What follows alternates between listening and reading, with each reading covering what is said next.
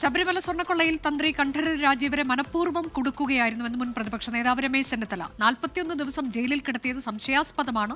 Arrest ചെയ്യുന്നതിൽ രാഷ്ട്രീയ ഇടപെടൽ ഉണ്ടായെന്നും മുഖ്യമന്ത്രിയുടെ ഓഫീസിലെ നിർദ്ദേശപ്രകാരമാണ് SIT പ്രവർത്തിച്ചത് എന്നും രമേശ് ചെന്നിത്തല പറഞ്ഞു. ശബരിമല തന്ത്രി അയ്യപ്പന്റെ പിതാവിന്റെ സ്ഥാനമുള്ള വ്യക്തിയാണ്. അദ്ദേഹത്തിന്റെ പേരിൽ ഒരു തെളിവുമില്ലാതെ SIT അറസ്റ്റ് ചെയ്യുകയും 41 ദിവസം ജയിലിൽ പാർപ്പിക്കുകയും ചെയ്തു.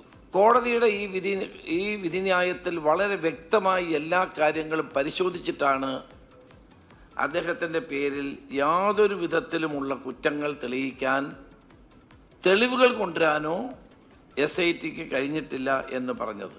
അതിൻ്റെ അർത്ഥം ശബരിമല തന്ത്രിയെ മനഃപൂർവ്വം കൊടുക്കുകയായിരുന്നു എന്ന് വേണം നമുക്ക് അനുമാനിക്കാൻ. ശബരിമല തന്ത്രിയെ അറസ്റ്റ് ചെയ്യുന്ന കാര്യത്തിൽ രാഷ്ട്രീയ ഇടപെടൽ ഉണ്ടായി എന്നത് ഇതിലൂടെ വ്യക്തമാവുകയാണ്. ഒരു ഘട്ടം കഴിഞ്ഞപ്പോൾ SITയെ മുഖ്യമന്ത്രിയുടെ ഓഫീസ് നിയന്ത്രിക്കുന്ന നിലയിലേക്ക് കാര്യങ്ങൾ എത്തി എന്നുള്ളതാണ് വസ്തുത.